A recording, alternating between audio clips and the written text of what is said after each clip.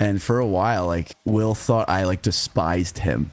Like, thought I wanted to fight him. I remember when I joined Lorna, he like was very like weird around me, and like I finally came to the point where I was like, you gotta forget all that shit, man. Like, he's like, you hated me. It's a typical Will fashion. You hate me. You still hate me. I hate you. I was like, dude, come on. Real quick before getting into today's episode, just wanted to shout out a few quick things. First of all, we have a Patreon. For as low as $1.50 a month, you can get early access to these episodes as well as your name in the credits. And with the $5 tier, you can gain access to member-only channels in our Discord server, as well as be a part of the group calls that Yan and I do every second Friday. Secondly, we have merch. 2 designs that we absolutely love. You can find those over at indiemerchstore.com. And last but not least, we do these podcast recordings live on Twitch. So if you want to be a part of the conversation, see these as they happen. We do those every single Wednesday at 7 p.m. EST. Yeah, that's it. Links to everything I just mentioned will be in the description, along with links to our Discord server and our other socials. That's it. That's all I got to plug. Enjoy the episode.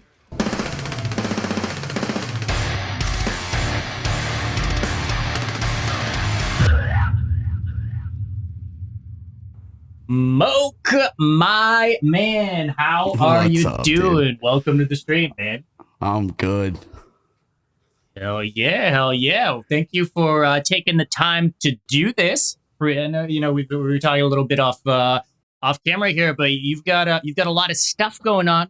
Lorna Shore has been and will be pretty fucking busy, so glad we were able to kind of catch up in this in between before you guys start touring the world again.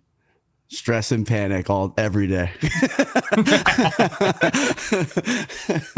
Yeah, but I mean, we can kind of start there. I think, like, how's the stress? You want to start with the stress? Yeah. Well, I mean, kind of. I mean, look, it's just a lot. It's a lot of stuff. It's always like there's so many things happening, and like just like cramming everything, trying to get everything like ready. Like, especially like we do like videos and stuff like that. Meanwhile, like, I haven't even learned the songs for tour, so it's a little stressful. So we're gonna do kind that. of an important part, yeah. Kind of, yeah. So it's no, it's just a lot.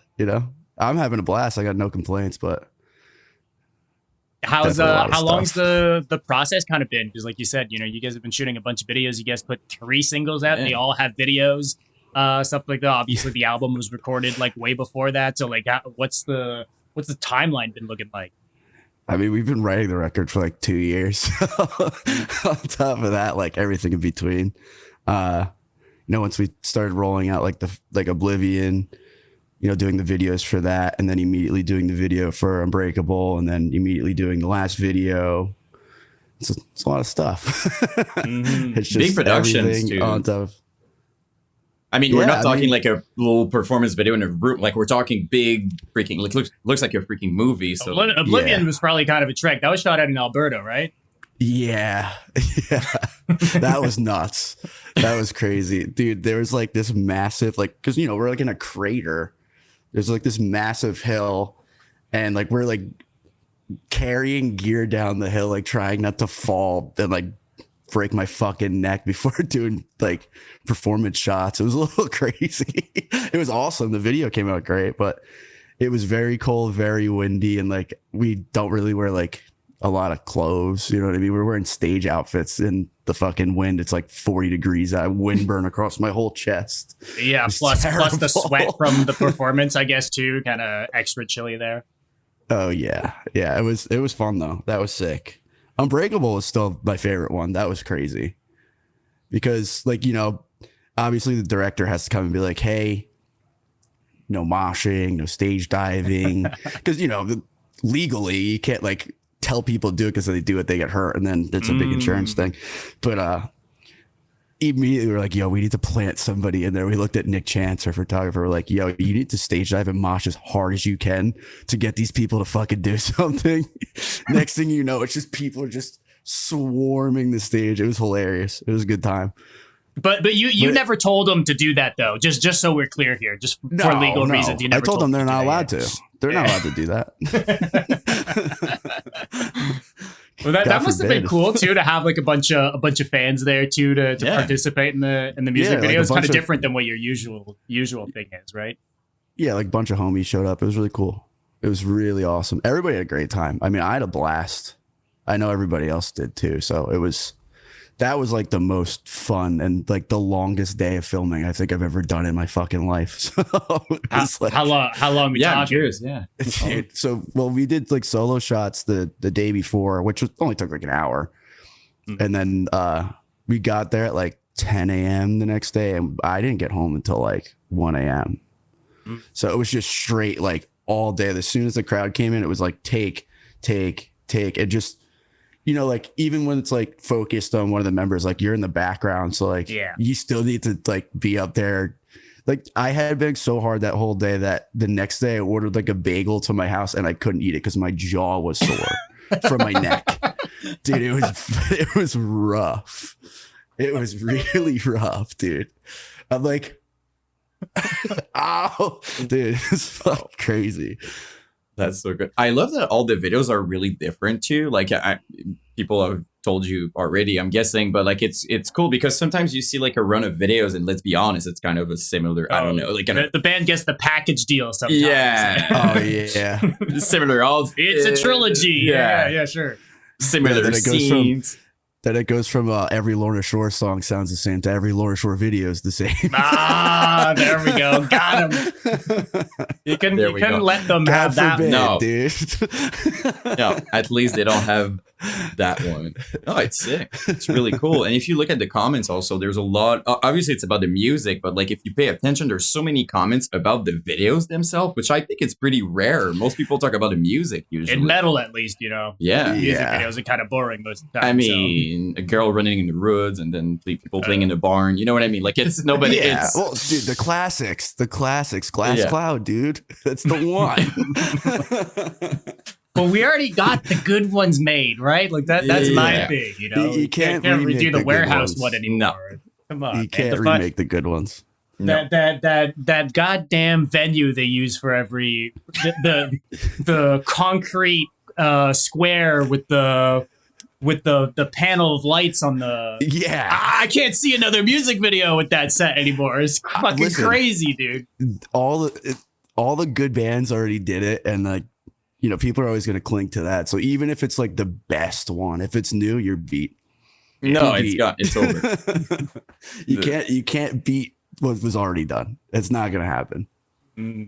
Talk to us about the latest one a little bit, though, because from a production standpoint, that looked like a kind of chaotic shoot for sure, right? Oh, dude, my fingernails and my toenails were red for like 3 weeks. I love that every single thing is like you're injured after there's pain and sacrifice for every the bagel thing. Then it's dude, I literally it is just pain and suffering, and it's so fun. Pain remains. Oh, okay. There we go. Yeah, there we go. No, but it's because I don't think people think about that. They see a video, right, and they figure it's a few hours. It's a long time. Like it's a lot of like you need to repeat the same things, right? It's a lot of takes and stuff like that. It's actually not as easy as people might think it is. Well, yeah, and then you put in the fact that we love writing 8-minute songs. Yeah, there's that. It's not like, they're like, oh, you guys got 8 takes. And like, if the song was like 2-3 minutes, I'd be like, yeah, we got that. That's easy. I'm like, yo, that's like a lot of time. Like, I'm going to be like moving as hard as I possibly can for an hour and a half today with no, breaks in between. But like, you think about that, it's like, fucking hurts, dude. I didn't even think about that. No, but it's true. Like freaking, like the longer the song, for sure. Yeah, I didn't even think about that part. Yeah, then you have to account for like the batteries are like gonna die in between a take, or like the SD cards don't have enough memory, so then they have to split the take in half. And then you're doing a double. Yeah, and then you took your hat off that you were wearing in the first half of the take, but you took it off in the second, and then people are wondering what the fuck. Yeah, where'd your watch go?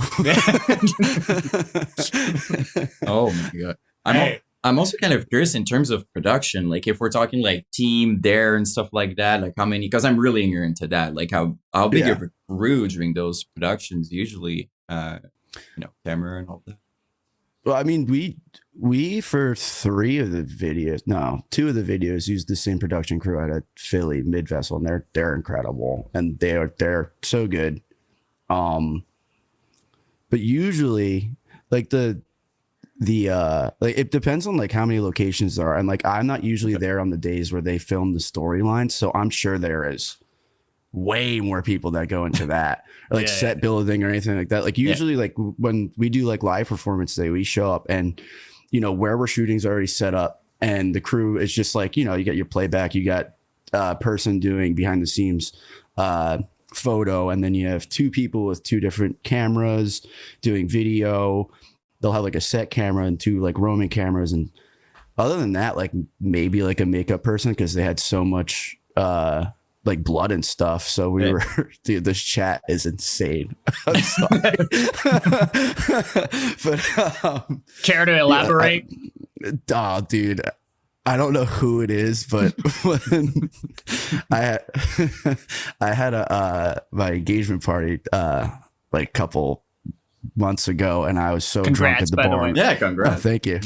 I was so drunk at the bar, just screaming Dynamos the whole time, and now it's Dynamokes, I guess. There we go. Wow, love that. Yeah, going back to the videos, I mean, those crews they're sick, and everybody's like always stoked to be there. Like everybody's so locked in again. Going back to locked in. But, no, it's really awesome. They're all sick. I was really curious because you look at this and like I had no idea, but it, as I said, it genuinely looks like a freaking movie, like a short movie. I don't know what you call that, like a short film or something. Like it is what it is. Yeah, so, no, the directors are really smart and really good, the storyline stuff, and like they'll send us a treatment. I'm like, okay, I just have to like go and play bass and look cool. I guess we'll see what everything at the end looks like, because I don't know what the fuck's going on. I'm kind of a moron. And that's okay. Sometimes it's less stressful that way, Dude, turn your brain off, do your job. That's it. Done. The only thing you gotta wonder is like, am I going to be able to eat a bagel? Am I going to have like, my fingers red? Like all of these things. That's about it. That's the big. Am I going to go to the beach in flip flops and look like I was bathing in somebody's blood for 3 weeks? Yeah, that's another good one. That's a really good one.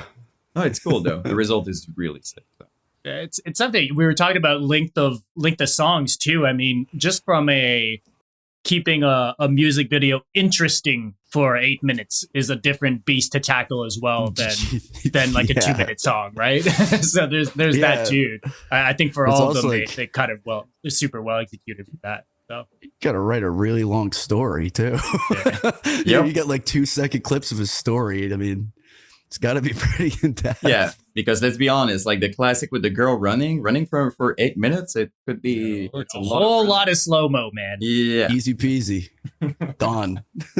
I mean, it could be. It would be doable. You could do it.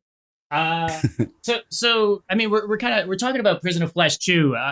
There was Will in the video description. Will kind of quotes out this was the song that people were expecting you guys to make.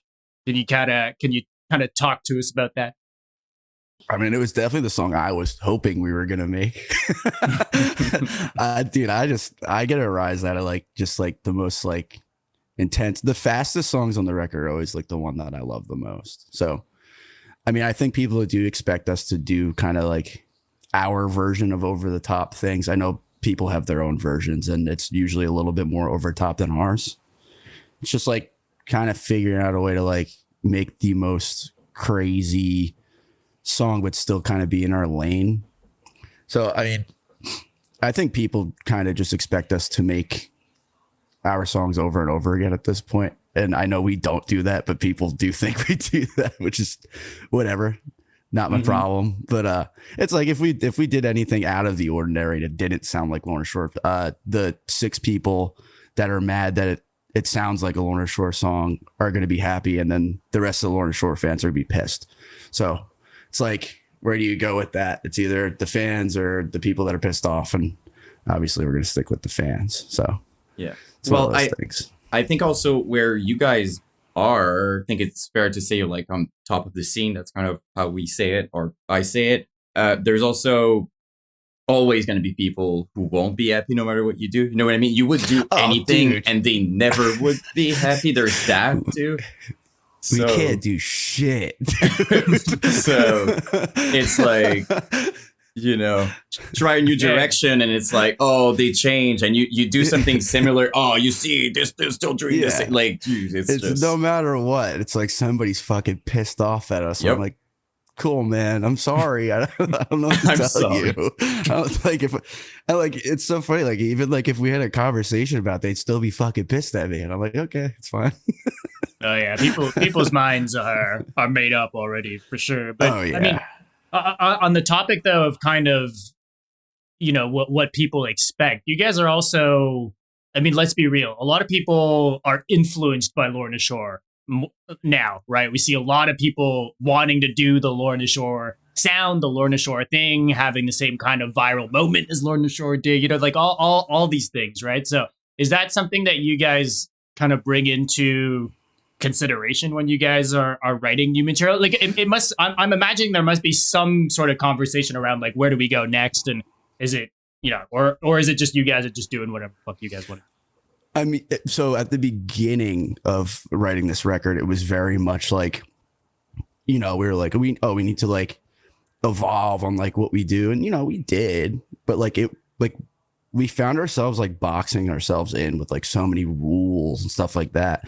And I think like midway through writing the record, we finally realized like, who fucking cares, dude? Like there's no rules. Like let's just write like the sickest shit ever and call it a day. And like, if we like it and then it's our song, you know what I mean? Like it's your song until you release it. And then it's everybody else's song. So like, if we have to sit with these songs for 2 years, we might as well make songs that we like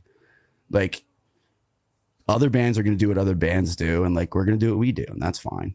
You know, just plain and simple. We're just playing music because we love it. So makes it easy doing it that way. Yeah. Well, I think it's interesting though that you kind of still, you know, it's undeniable that that's the position that you guys are in. So you guys like are kind of forced to have those conversations. Like where do we take it from here? Do we have to evolve? Do we have to try and be ahead of the curve or some shit like that? Right. Like I can only imagine most bands in your scenario to at least think about that sort of stuff. Right. Well, I mean, I feel like a lot of the times it's like, yeah, like how do you like bring this to the next level? And like, you know, that's like when we were starting to make like a bunch of rules, like, well, we want this to sound like this, we want this to sound like this, and then, you know, boxing yourself in, you just realize that like it's not enjoyable doing it that way anymore. And like, you know, like you could just tell from like the overall vibe where you're like trying to do something that like wasn't organic to us at the beginning, and then, you know, coming around midway, we just started fucking hammering shit out, and everybody was working together, and it was really fucking cool. But it was just, you know, like just boxing yourself in, like the whole like, well, we have to be ahead of the curve, or we have to do this. It's like, we're just going to be Lorna Shore. Like, it is what it is. People already love know? you guys for that, right? Like, yeah, and it's one of those things. You don't like, got anyone to, you don't really got anything to prove, really. Yeah. So. And I feel like if you write any music like with something to prove, and like you're doing things that aren't like natural to you or that like you enjoy, it's not going to be successful because you're going to hate it at the end. You know what I mean? Like imagine like having to go on tour and play a bunch of songs that you hate because you forced them out to like please other people. It's not much longevity in that. Like you're going to hate yourself. God forbid that song blows up and you got to play it for the rest of your career. Dude. To the Hellfire, all right? We're sick of it. We don't want to fucking play it anymore. No. That I fully believe you. Dude, you like especially like playing a show and like everybody's like having so much fun, you know, people are moshing, crowd surfing, and then like you start that one song that everybody wants to hear and it's just this the whole time. I'm like, why'd you guys stop having fun? Yeah. Like, for the song they were most excited it's boring. Saw you guys live, and this is true. Like I couldn't tell you the amount of phones, like especially at the part, right? Like the part that they're waiting for Will to do. Like honestly, it's just everybody. No one is moving. I swear. Like you could hear anything. It's just all waiting like that. Yeah, I saw On it. the one tour, like I literally like I was so angry and I like literally started like talking over Will because obviously I have backup vocal mic and I'm just like, put your fucking phones away, and I'm flipping people off, and that was a big thing, and people like are really fight. fucking mad at me. I had to Bro stop was doing crashing out. I didn't see anything I about this. was. God damn. Oh, dude. There was like There's a clip. I'm kidding. it was so stupid. I was so I get it. angry at it, and whatever, I'm over it now. But and I also don't want to get in trouble for being mean to people. But like, No, but you know what wanted I mean? people to enjoy your. You want people to enjoy it, and they're just like that. But and also just to go back for a second, like you were talking about, the mindset as you're writing the album. Would it be fair to say that it's also like when it blew up and all you guys' success, no one ever said, "Oh, let's change the game." You just did the music you enjoyed in the first place, so you should. It makes sense to just keep doing that, because what got you here is you guys having fun together and not forcing anything, I would say, so that it I mean, also realistically, makes sense.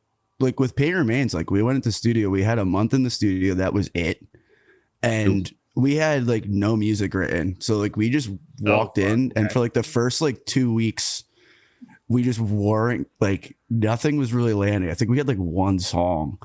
And then, so just from like all the stress and frustration, like 10 songs came together really fast. So like, and to prove my point, like there was no way we could have really formalized or planned anything at that point. We were just fucked. we Out have of 3 necessity. weeks. Yeah. We have to get this done. Survival is what it was. Yeah, it's straight up exactly what it was. And I mean, maybe being in that situation like sparked something, because we were also so stressed and frustrated. Like I didn't own a bass until the second week in the studio for Pain Remains. Like I was still a drummer at that point. Then I'm like getting ready to like go play on my first tour with these guys while in the studio, while learning how to play bass and writing songs and figuring out how to write bass. So like I was literally on fire for like 3 weeks. I felt like I was dying, but we fucking made it happen. So. Just a quick second to talk about the sponsor of today's episode, Indie Merch Store. It is pre-order season, which means we've got a bunch of new records and reissues dropping in the coming months, which also means a lot of cool new merch. We've got upcoming albums from Sanguisigabog, Despised Icon, Signs of the Swarm, Lorna Shore, as well as Peeling Flesh. All of these bands have a ton of pre-order merch alongside their albums as well. All that can be found over at indiemerchstore.com. We've also got the Red Chord's legendary album Clients being brought to vinyl for the first time ever for this special 20th anniversary reissue. It includes a gatefold jacket, 6-panel trifold insert, a download card, plus a new vinyl cover, layout, and art elements that are not in the original 2005 CD layout. Quick last thing, Angel Maker just released a brand new DVD documentary / pro shot performance from their run last year with Big Chocolate on vocals. An exclusive t-shirt is also being sold over at indiemerchstore.com. You can use code Brutality at checkout for 10% off your entire order. That's code Brutality for 10% off. Big thank you to Indie Merch Store for sponsoring this episode. And now, back to the show. How different was it then going into this recent album? Yeah. Like in terms of songwriting and getting some songs together? Were you guys mostly writing in the studio as well, or do you guys have more time to plan ahead? Yeah, I mean, we wrote a lot in the studio, but like the way we did it this time, like we'd be in the studio for like a month, we'd be home for 4 months, we'd go back to the studio for a couple weeks, come home for a couple months. So like there was time in between, because what we realized with Pain Remains is like, once we finished the songs, they were mixed mastered, sent to us, and we're like, yo, we would have did this different if we had time to sit on it. You know what I mean? But with this one, like we had so much time to sit on songs. So like, we'd go write songs, we'd come home, I'd listen to them for 3 months straight and find everything that I liked or disliked. And, we'd all come back together and we'd change things. So the benefit was just time, really. Like having so much more time really helped a lot, because, giving yourself some time to hate your own song is pretty cool. Yep. Yeah, Yeah. look, I know a few people in my life that overthink a lot. I don't know how it is with you guys, but I feel like having sitting on songs for months like that must be kind of something from that standpoint. It was a learning experience. It's definitely a learning experience. I mean, especially just like, like having a bunch of parts and like substituting stuff in and out and just being like, it is what it is, dude. Just leave it. Stop. Yeah. Just leave it. Yeah. It works. Leave it. But it was definitely a way different experience this time than Pain Remains. Much That's cool, different. man. It's cool. That you guys, I mean, given the fact that you guys were in the studio to write a lot of all this material, I take it you guys are mostly writing kind of all together in person. Yeah. I mean, so realistically, like a lot of songs also come from, because like Adam obviously is like the chief songwriter. So like he'll have like 20 riffs just in a session with scratch drums, and he'll send it to Austin, and Austin will throw drums on them just so we could see like what we like and what we don't like. And usually like a song will just be like, especially this time we were just being like an Airbnb, like up the street from the studio. And we'd sit down and I'd be like, I got this riff. And then me and Austin just would kind of like scream at him the whole time and try to fix things. And then Andrew would come in and finally be like the one smart person in the room. That's not me or Austin, because we're idiots. And Austin's sitting there like mouthing riffs, and I just want to put breakdowns and everything. So, we all really bounce off of each other. Adam and Andrew are definitely the more melodic. Like, I'm still a very rhythmic person, although I'm playing an almost melodic instrument, but like it is just a lot of butting heads, and then, hey, this is awesome, let's do it. And then everybody jumps in and does it. So and there's plenty of times where like Adam will lock himself in a room in the studio while everybody else is getting something else done. He'll be like, hey, I just wrote a song. And we're like, okay, cool. So it's a mixture. It's like, and then, me and Austin will both be in our own corners writing 40 different breakdowns and just forcing them into songs. Crafting the perfect breakdown pattern. Yeah, we're all looking at each other like, does this need a transition? And I'm like, nah, just put it in there. Fuck it. I love the contrast between like, the melodic stuff and like all the structure and the beautiful story writing, and you're just like, let's fuck it up. Yes, just break that, slash it in half, just throw a breakdown instead. To be fair, people do like it, so yeah, we'll just drop it 30 BPM with no transition. It'll be fine. Classic. It will. So that's fair. I'd love to kind of go back in time a little bit, because that's what we like to do here on the show. We like to talk MySpace and all this stuff. I don't know. There's too many expectations here, but still, like I'd be curious to, because obviously, like you alluded to it earlier, but you were a drummer before playing bass in Lorna Shore, right? So I'd love to kind of paint the picture of maybe a bit of your musical upbringing. And I know you've played guitar too. You've sung and like you've kind of a multi-instrumentalist. So yeah, how was I guess growing up young Moke when it comes to music? Did you start playing music early in your life? I mean, I've been playing the drums I haven't played in 2 years, so I guess you can't count those. But since I was like 6-7 years old, okay, like, I was always into like proggy stuff. Like my dad put me on like Dream Theater, Rush, stuff like that. And like I just loved the drums. And then one of my neighbors was like, yo, well, if you really love the drums, like you should check this shit out. And this was like LimeWire days. I was in like 4th grade. Virus day. He just fucking, he throws on like Job for a Cowboy in my 4th grade. Okay. Swear to God. There we go. Swear. Actually, it was right before. No, yeah, it was like 2006. So Doom was out for like a year. Yeah. And I just remember like the only song that would download was The Rising Tide. And I was like, he like put it on, and I was listening to it. I was like, oh, the drums are sick, and the vocals came in. I was like, no. I never heard that before, so I was like terrified of it. And then I remember like he leaves, and like 2 hours later I'm like, you know, playing RuneScape on like my HP laptop that I had like 7 million viruses on from LimeWire at this point. And I just put on the song again, and I just listened to it through, and I was like, this is fucking awesome. So then from there, you know, like LimeWire, typical, like you type in Job for a Cowboy, and then like Waiting the Cadaver comes up, the Black Dahlia Murder comes up, Suicide Silence comes up, because everybody just would put like the wrong band name with like a song name. You thought like, it was all Job for a Cowboy, but exactly. I was like, this is Job for a Cowboy. It just sounds really different. I don't know why. And, you know, then, you know, getting older and like still being into that stuff. You know, I had friends that were into it, and they, you know, older than me. I was always the youngest kid in every group of friends that I hung out with. They would just like kind of correct me all the time. And then like eventually like I moved on to iTunes because all that shit got like shut down. And I was just buying every holiday. I was like, I just want iTunes gift cards. That's all I want. And I would just buy hundreds of dollars of music on iTunes.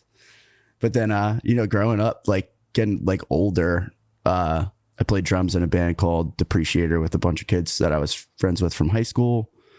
And then, you know, we started like playing shows in like Philly, New York, a lot in New Jersey, and then meeting other people. Got into like the Grievance thing with Charlie from Existence. So I met like all like the OG New Jersey, like deathcore guys, like Ron, Float Face Down. Oh, hell Started doing a lot of those shows. Yeah. R.I.P. Love that guy. Absolutely. Legend. Yeah. But yeah, basically just going to shows and getting my fucking ass kicked by a bunch of dudes that were way bigger than me. Like so many times where just like on the brink of being knocked out and being like, yo, you got to stop. And they're just laughing at me, still beating the shit. I'm like, okay, this is great. Cool. And then, you know, met Austin through all that. And we started hanging out a lot in like 2017, 18. And then did you already know? Did you already know kind of Lorna at that point? Oh, dude, I was the biggest. Malfistium was like the greatest thing that ever happened to me. I think at one point, like I remember I was at like a basement show when I was in like middle school with Cody Canning, who was the vocalist of Depreciator, and he was like, yo, this is right up your alley. You got to listen to this. It was a accumulatory genophage. And it's like, you know, it's like a band playing in the corner full blast. And I got an iPhone to my fucking ear. You're like, yo, this is crazy. I love this. So that's how I got put onto that. And then like, you know, my old band would play like Game Changer World in Freehold, New Jersey, or Jackson, somewhere there. And they used to do like Loud Fest. I remember the one year we played the same day that Lorna played, and I was like, this is fucking crazy. And then we all started hanging out. That's cool. So that's the short story. If you want to really go into it. Oh, there's Austin, Aborted Memory. Hey, yeah, let's do it, man. Yeah, there we go. I mean, look, I do want to get more into, you know, you actually joining the band and stuff, but yeah, there is some stuff like so you're a Berklee dropout, right? Not to put you on blast. You did, though. Yeah, fuck yeah, dude. I'd love to kind of hear about that kind of, I don't know, you know, why join, and then why the dropout part, and you know, I'm assuming just generally, I mean, it's you wanted to do music, clearly, right? Like that was your thing at that point. Yeah, no, I was doing plumbing for a while, and like I was like playing local shows, but like I wasn't like really concentrating on music anymore. I was like, oh, I'm gonna go to plumbing school. I'm just gonna do this. So I was just like, see how that goes. And I remember the one day one of my coworkers looked at me, and he was just like, dude, you are wasted fucking talent. And it drove me nuts, like bothered me. I literally went home that day and I was like, fuck you, I'm gonna apply to Berklee, and I'm just gonna go. And I remember like just to prove a point. Yeah. Just to dude, I live in spite. Everything I've ever done in my life is just to spite somebody. That's straight up. Like if you want me to learn something, tell me I can't do it. I'm gonna do it. But I applied, and I remember like 2 months later, I was going to fucking Boston to go do my audition. And I got in and I said, see you guys later. So I realistically went there because somebody told me that I was wasted talent. And then I got there and I was like, fuck, this is a bad idea. What was it about it? What was it about it you didn't that wasn't for you? Like, I love the city of Boston, so like that had nothing to do with it. But like it was just sure. I don't know. It was just very like I had the wrong idea of it. I think I thought like that like I was just gonna like go in and have like a drum teacher and like learn about music, and which I did, you know, but like it's still like college, you know. I went to a different school before that and I dropped out because I was like, I don't need any of this shit. Like, why am I taking finite math with calculus for business? And like, I don't really even want to do business. So like, you know, they put you in like all the liberal arts courses and stuff like that. And like, I'm like writing essays about like old shit that like has nothing to do with music. And I'm like, I'm paying $60,000 to do like a fucking 30-minute drum lesson a week. Like, this is stupid. Right. Kind of defeats the purpose of what you actually wanted to do. Yeah. And then once like I got in like with the career center and I like a bunch of these intern opportunities because I was going for production because I was doing like audio stuff then too. And when COVID happened, like that all shut down and everything went away. And then I was just learning drums on Zoom, which didn't work. Yeah. That shit sucked. So then I literally like was venting to Adam and I was like, yo, I might drop out. And he was like, I know we always joke about it, but if you dropped out, you could literally play bass for the band. I was like, yeah, cool. Sounds good. I'll drop out right now. Wow. So the advice is to drop out, basically. You don't know, drop. No. I think the caveat is if Lorna Shore tells you can join the band, if you drop out, there we go. There we go. Well, That's better. So the original deal was if you finish school, you could play bass in the band. I was like, I'm not fucking finishing school, dude. We modified the agreement, but it worked out at the end. It's okay. It's okay. So can you kind of walk us through a bit of the timeline? Because To The Hellfire and then you doing your first tour with the band are like kind of really close together. Yeah. Like, where was Lorna at when you started having those conversations and then you actually doing that first gig? The funny thing is like even like before they even went to do the EP, and I would always fuck with Adam about it. I'd be like, yo, I'm gonna join the band, dude. I'm gonna be like, you know, we'd fighting, like screaming at each other, and like I would go back to New Jersey, hang out with them, be like, I'd like post on Twitter like, yo, I'm in Lorna Shore, I'm the new bassist Lorna Shore, and then I'd leave like just got fired. You know, just stupid shit like that. And that was like probably like right when I started going to Berklee. So like 2019-ish, I think. And then when COVID hit, that was like right after Immortal had come out. And they were going to do the EP. I think it was just right, like maybe like right before they released that EP, I think was when I was like, yeah, I'm going to drop out. And then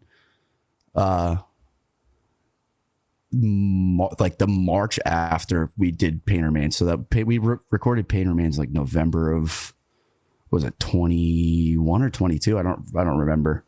Okay. And then the first tour was like literally 3 months after that. So like drop out, a month later go to the studio, do Pain Remains, 2 months later or 3 months later go to fucking the UK to play my first tour with them. It's kind of, it was with Bring Me the Horizon. Let's be real too. Dude, no. Kind of we were supposed to do that, and that got canceled. Like, yeah, so we didn't even end up doing that. That got canceled because the COVID restrictions were lifted, but in the UK they were still pretty strict. You guys had dropped the other tour, the Chelsea Grin one, to do the Bring Me one too, right? So it was kind of like a double. I believe so. And then so when that got dropped, we were like, well, fuck it, we're still going to go to the UK. So we did like, I think we did like 5 or 6 shows in the UK. Okay. And that was my first time playing with them. I was supposed to play that Christmas Burns Red that year, and 3 days before it, like slaving away trying to figure out how to play bass, like learning the songs at like 120% speed because I didn't want to stand on stage like a fucking statue. I wanted to be comfortable. 3 days before the show, I got COVID. I was like, no, I can't go.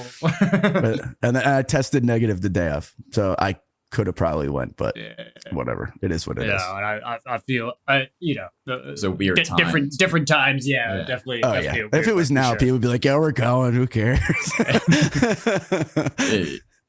Well, so when does To The Hellfire come out in all of this? Because that really kind of like changed everything for Lorna Shore, right? Wasn't it? So that's why I'm kind of curious within that timeline of you joining in.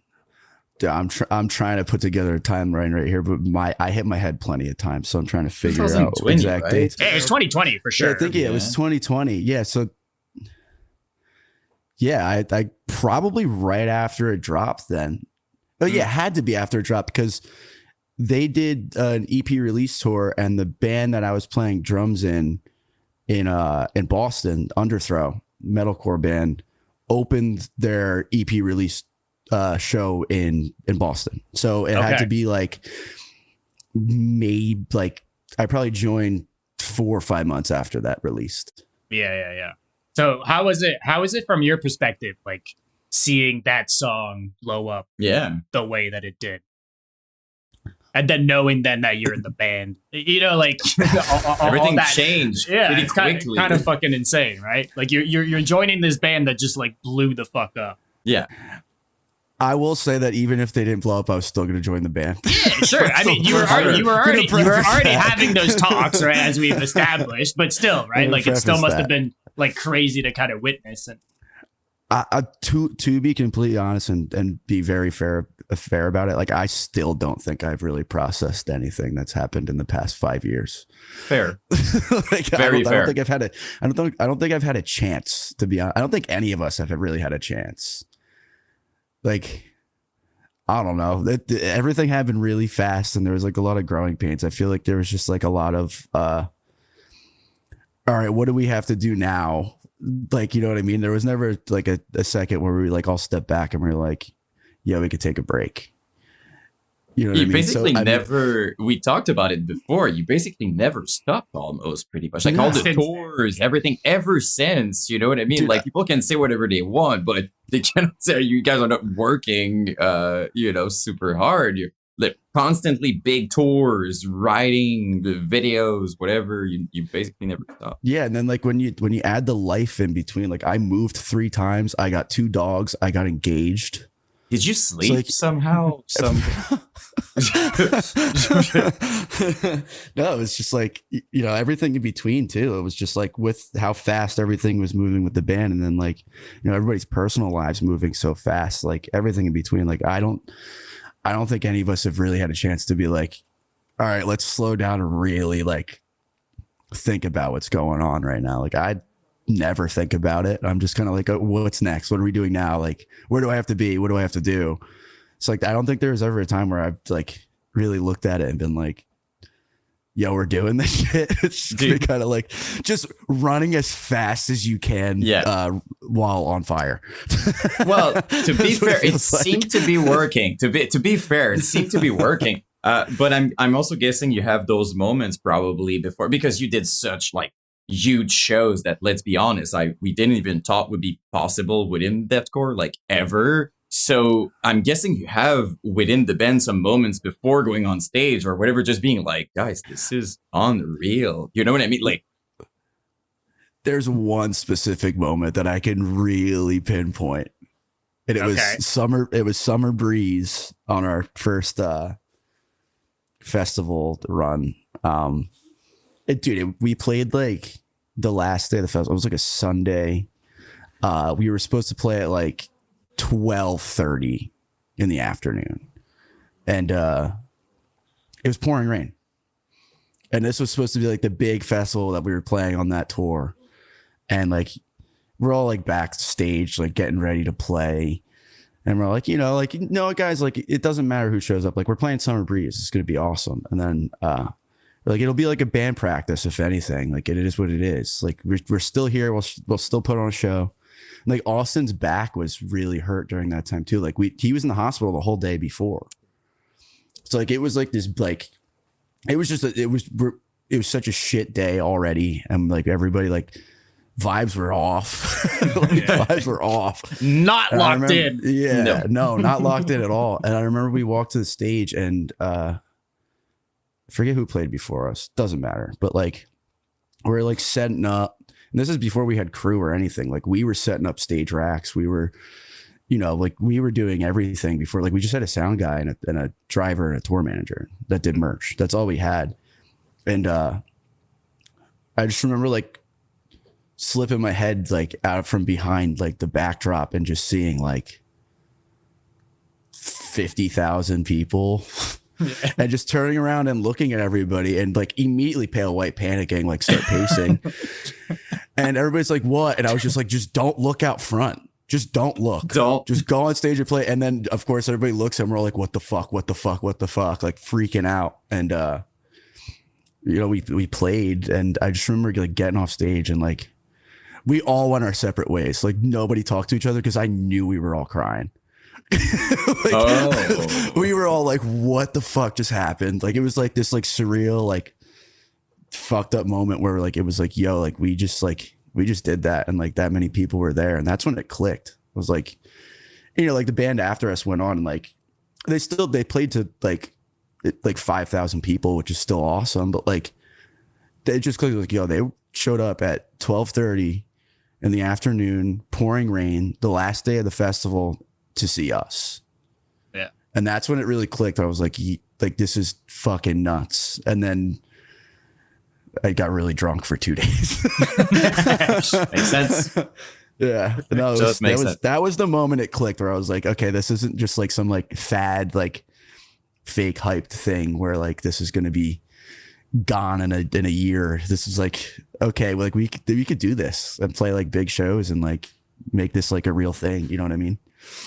It's cool, Joe, because it. Sorry. No, that was definitely the number one like realization of like, holy fuck, and like actually got to like step back and be like, this is crazy. Yeah, because we constantly talk about these things, like obviously To The Hellfire, all these things, like we constantly hear about the moment you guys had, but it's also about what comes with it. Like it's one thing to have like a big moment, but afterwards you need to work like crazy, and it's like all these tours and all of that, and you just join it. I cannot even imagine like you arrived in like in the rise of all of this, and it's just like people are there to see that. So earlier when you said like, oh, we were talking about pressure, I cannot even imagine how you even felt like being on stage and like I would have been like 50,000 people. Yeah, that's something else. Like what is happening right now? Like what? I mean, shit in my underwear. And I believe it because I mean, Summer Breeze just happened, so we've been seeing a bunch of photos from this year, and that is like the festival that's like fucking massive, dude. It's fucking insane. The stage is huge, dude. And we had nothing. Yeah, like we walked on stage with like a 2 foot drum riser, 2 guitar cabs. I didn't even have a bass cab on stage. I was just running straight into the fucking PA. Like, dude, like we had nothing and we played on a stage like that. I was like, this is fucking nuts.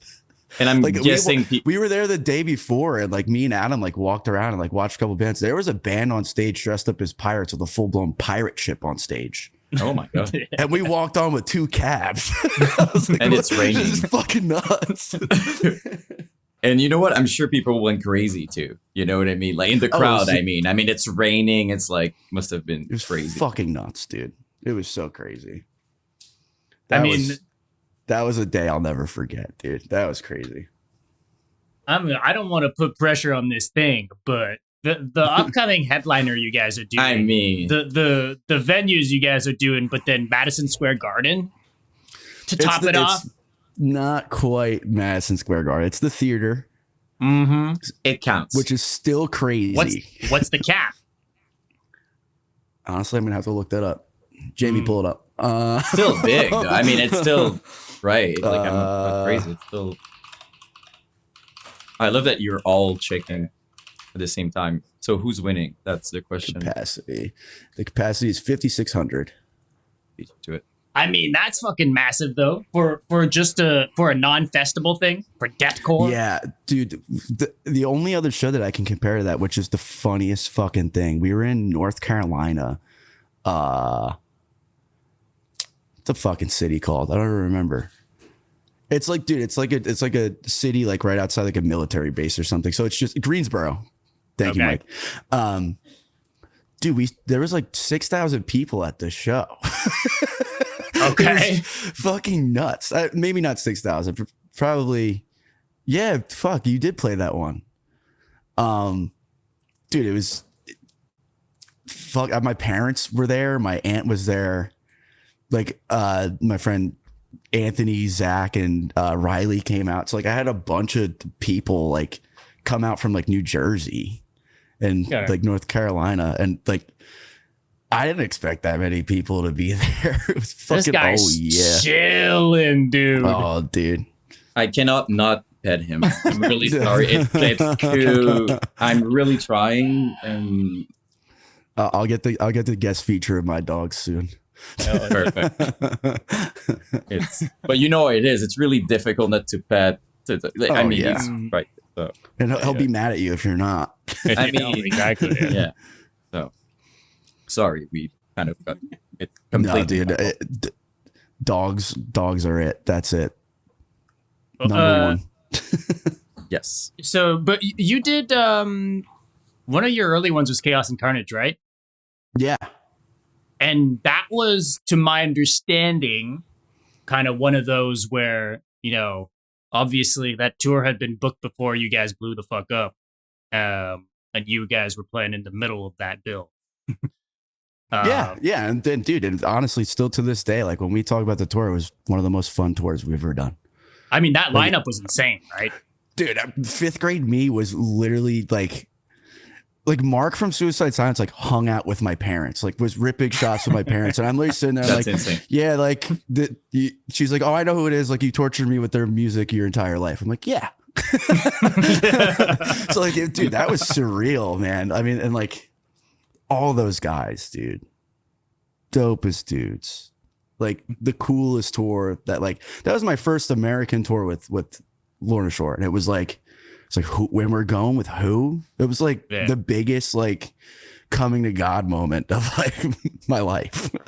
You seem to have a lot of what is my life right now moments. Oh yeah, I mean that's every day. Like what is even this? Like what is what is happening? Yeah, no, it's fucking weird. It's really weird. I mean, I'm just like a music fan, so like being in this position is like really awesome, but also really fucking weird. Like really weird.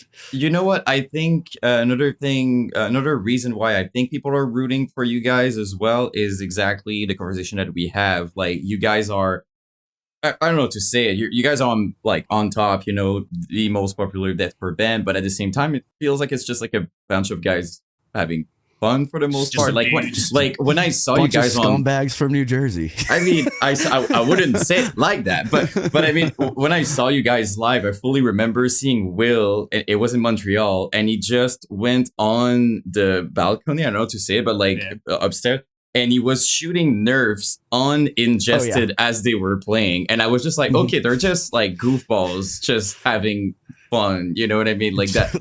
It was pretty clear. Yeah. And that's what you want. I mean. Well, yeah. I mean, we also like, we see so many like people like that, like come out of the woodwork with like full rock star like attitude. And we're like, dude, like, first of all, we're a deathcore band. Like, come on, dude. Yeah. Like, it's like, if it gets any bigger than this, it's like, what the fuck is going on? Like, that makes no sense. Well, to be honest, So, like, it seems to be getting bigger and bigger. Like, let's be honest. You guys, like, if you would have told people back in like 2008, 2009, oh yeah, one day deathcore it's gonna be in those rooms and those shows and arena, everybody would have been like, there's no way. Like, it won't. That that's not gonna happen. You know, I would have so, said no. yeah, I mean, impossible. You know, biggest bands in this scene, and it was maybe not even half of. You know what I mean? Like it's bigger than ever was. So Yeah, and like how is that? Sorry, like deathcore now are like factually is bigger than it was in the MySpace era. I think. I don't know why or how. I truly makes don't. no sense, to be honest. I don't know. Like I really don't. And like, you know, like MySpace, which was such a big thing, and like that was quite literally like a music app. Like I know people used it like, oh, to keep in touch with their friends, but like so many bands got big off of that. So you had this thing that was specifically for music that everybody was on, and that doesn't exist anymore. And somehow it's bigger now. I mean, it doesn't make much sense. No, because we don't have. We keep talking about that, but like we don't have like a proper music social app. You know what I mean? Like we don't have like band profile, like blogs and stuff. It's kind of gone, right? So, and I feel like if we had it, people would really find a very quick way to ruin it. Probably nowadays. Probably. Oh my god! Probably. Can you imagine the amount of ads we would have on MySpace? Like, let's say MySpace would be there like right now. Like, you would open a profile and probably have like an unskippable video and no and ad block like, working here. Yeah, exactly. So that's but that's pretty insane, you know. Like it's because we keep talking about that as well. Like after MySpace, deathcore kind of, you know, it was smaller and smaller, and it became something else. And it feels like, you know, and that's when Jet happened. It did. It really did. It was awesome. It was cool. I'm not a hater. I am a big hater, but not toward that. That was fun. It was fun. The only thing I would say though is it became the actual sound of everything, right? Like, I mean, after a while, it was just every single, even everybody was a producer. Right, yes. Right. But we could have said that about deathcore back in the day too. So, you know, it kind of comes with the territory of being a popular genre at any given time. But.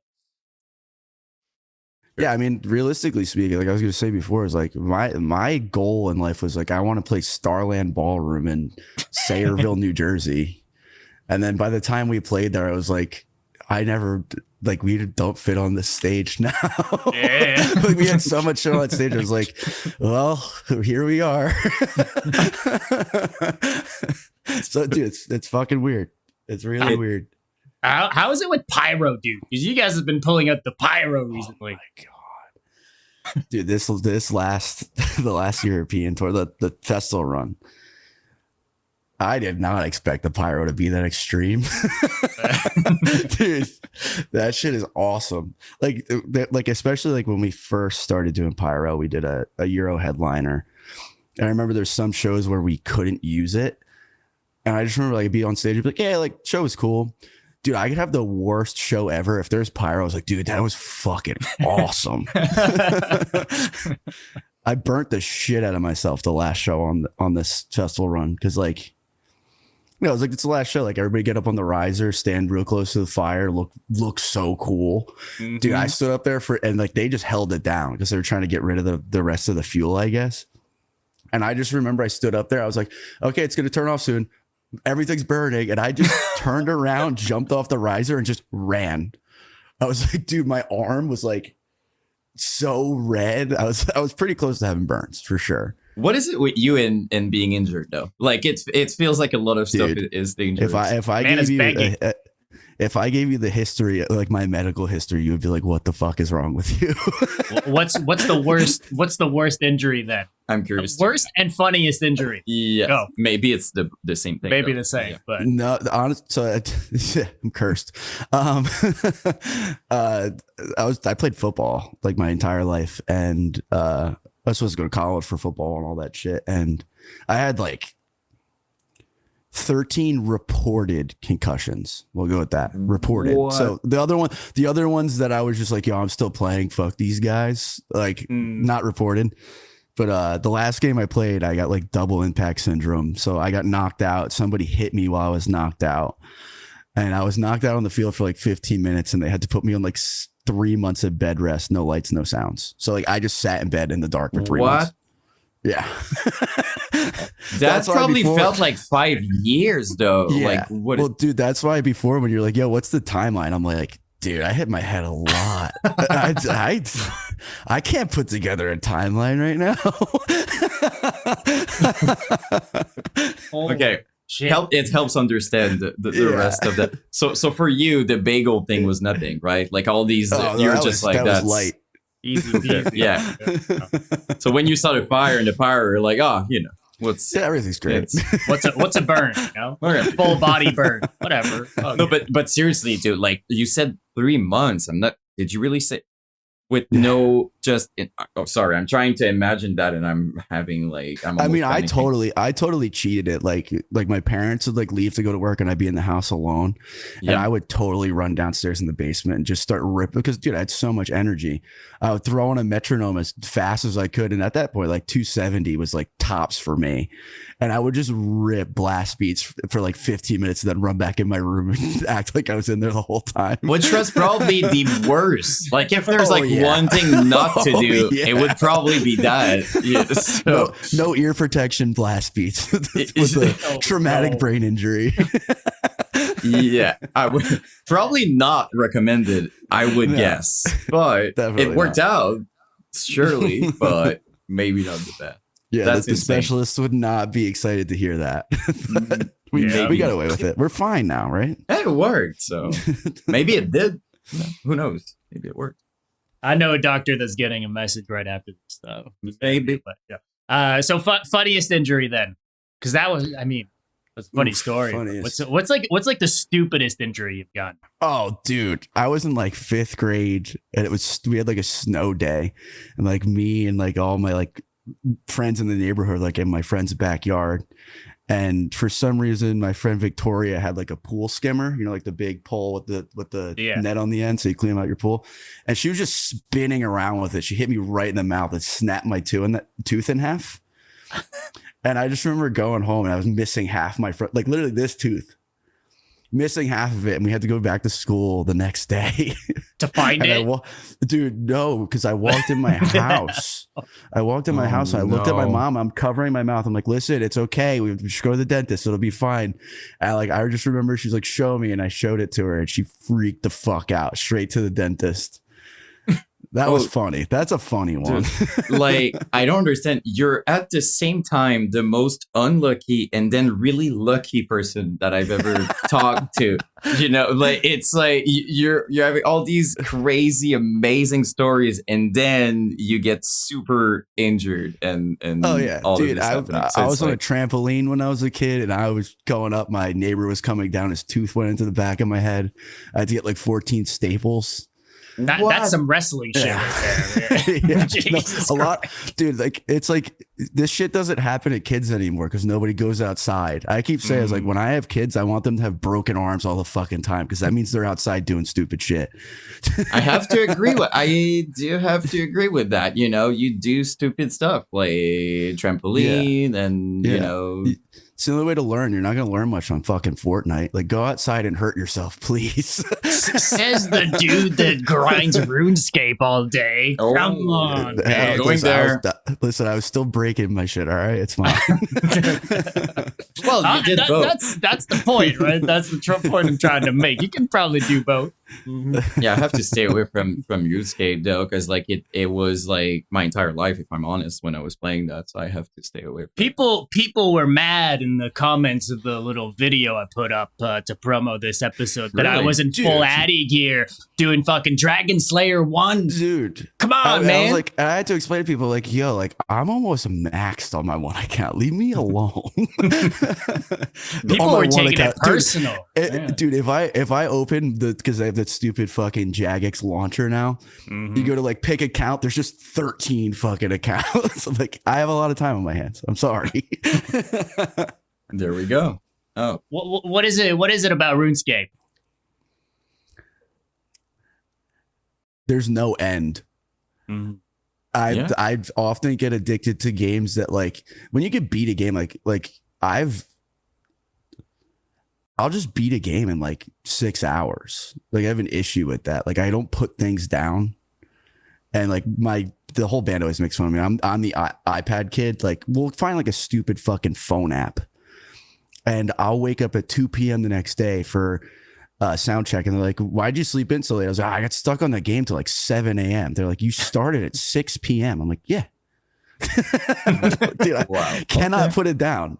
I Can't beat put the all game the down. Candy Crush levels. Yeah, dude, stupid shit like that. It'll be like Wordscapes or something stupid. I'm there playing for 9 hours.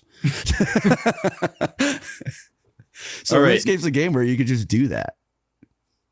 Yeah, true. And the way they did it too, I fully remember. I was like, it took me forever for an armor that's not even good. Like, I love what's in English, like paladin stuff. Yeah, so there was like an armor, and it was pretty cool, but it's kind of bad. But I still did all the quests just to get it. Like, those kinds of things somehow gets you so dedicated to it. Like, so you don't want to stop until each. So RuneScape is really good, I think, at that. So you have like an the objective. Unachievable goals. Yeah, and just, keep grinding. Yeah, it's like, and then when you max, you're like, what do I do now? You're like, well, now you play the game. Yeah, now the fun begins. You're done working, so like, go play the game now. You know what I mean? Yep. I got super addicted to Rainbow Six Siege too, like really bad. Oh. And that was toxic. But it's kind of ruined right now, so we all stopped playing it. But when that gets fixed, we're so back. Yeah, I was surprised to see it. It's still pretty big, right? Like, I mean, because it's, I wouldn't say it's old, but it's been a while. Like, at this point, there's it's still just too much fucking cheating in that game. They ruined it. Their anti-cheat sucks. I mean, that's the bane of most of these games. Existence. I mean, RuneScape was like that, dude. I used to, when I was a kid, I used to bot the fuck out of RuneScape. So bad, dude. Straight to jail. Oh, dude, it was so bad. I remember like getting back into it like recently. I like looked at it. I was like, yo, like I can make this so easy on myself. I was like, I can't get banned. I'm not getting banned. I'm not. There's no way. Not for the honor, just simply because you don't want to get simply because I put way too much time into this, and if I actually get banned for something stupid because I don't want to do it, I would be very upset. Would you cry? Would you shed a tear?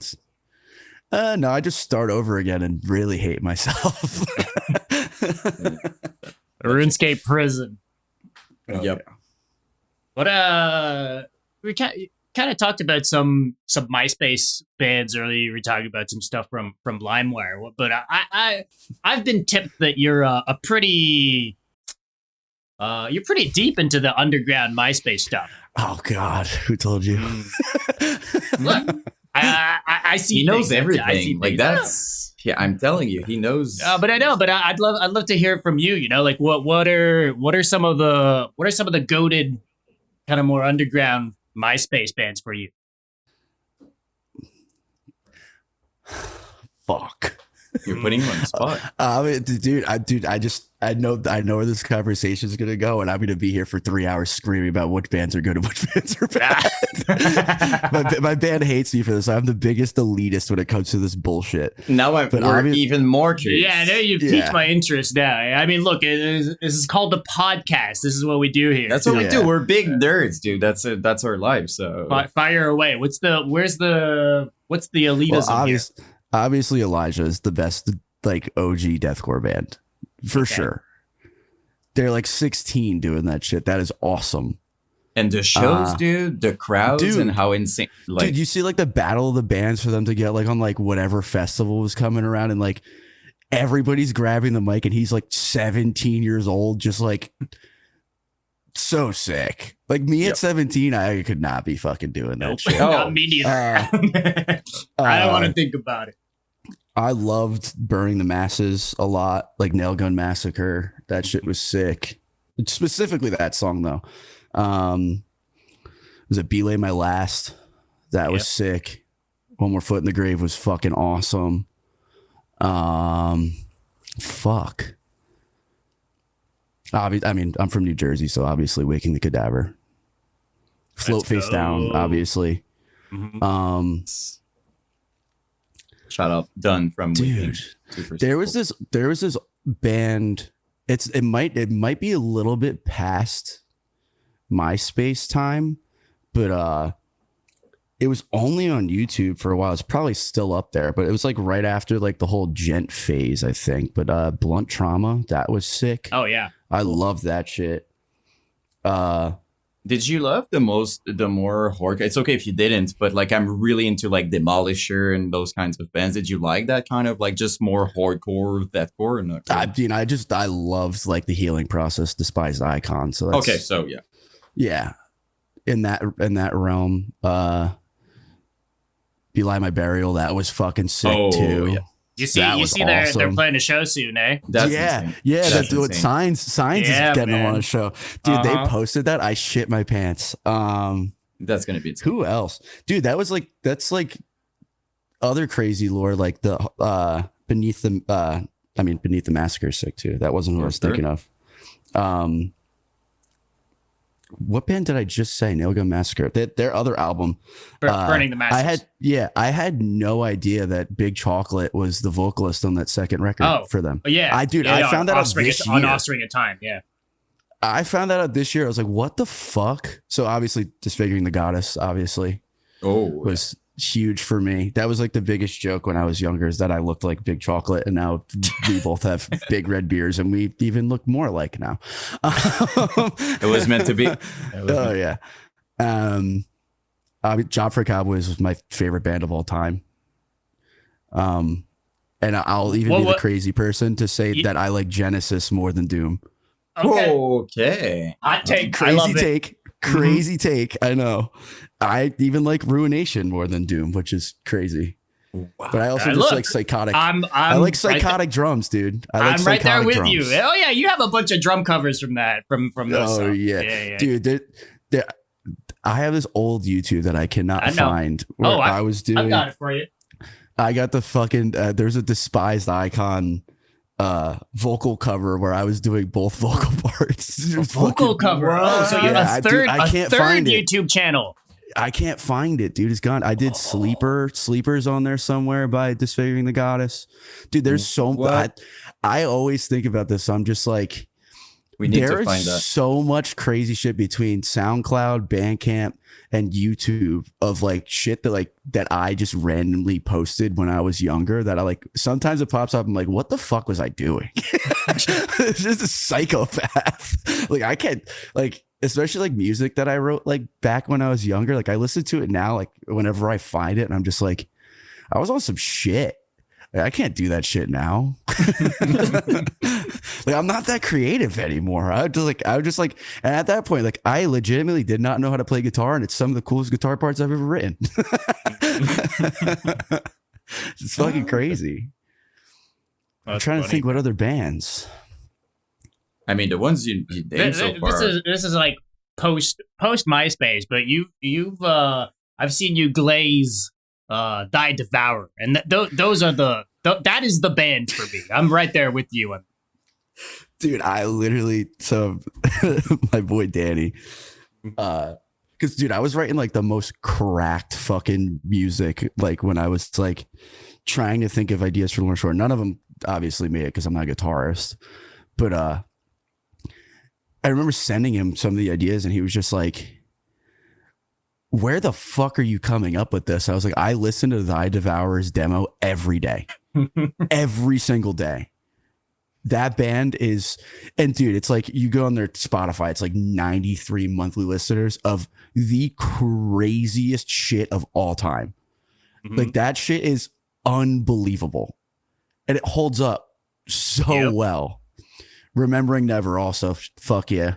Love Remembering Never. That's more hardcore, but that band's fucking sick.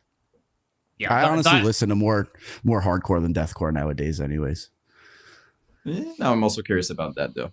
Like that as well, he's wearing the Haywire shirt. Yeah.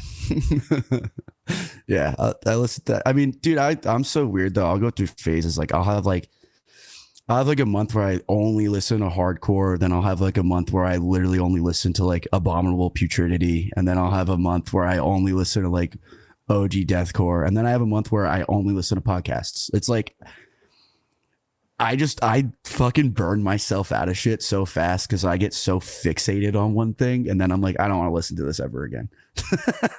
I fully understand because are you the same sometimes with like one specific song and you listen to it until you don't like it anymore? Do you do that as well? I do that all the freaking time. New York Minute by Missing Link. I have probably listened to that song 3,000 times since it came out. I mean, it's a great fucking song. That song's badass. Mm-hmm. Yeah, dude. Like, I just fucking. But it's kind of a funny thing because we are aware that you're aware that you're about to ruin it if you listen too much to it, and you just can't. I won't stop you myself. have to, yeah. But you know it. You know that after a while it's gonna be like you cannot listen to it anymore, but you just can't help yourself. So weird. That was definitely like fucking Strings of Hypocrisy off of fucking Genesis, Job for a Cowboy. I ruined that song for myself. Because at the time, like I was living, back home with my parents. I had like the drums in the basement, so I could play all the time. I would just go in the basement and I would play that song 40 times. I wouldn't play anything else. I'm like, I love this song. Or like, what was the one song off of Day of Mourning? All for Nothing, Despised Icon. Yeah. Ruined that one for me because it's like the cymbal choke part. That shit's sick, dude. Well, that whole album was just like freaking groundbreaking at the time too. In terms of like, dude, Healing Process into like all the way to fucking Day of Mourning, like the craziest run of extreme metal records in a very long time. Like they did not miss once. Healing Process, Ills, Day of Mourning. Like, what the fuck were you on, dude? And what kind of drummer? Like, and especially you like you drum, dude, so but that fucking animal, dude, makes no sense. Animal. I could swear they don't play with a click, and he was playing those songs faster than on the record.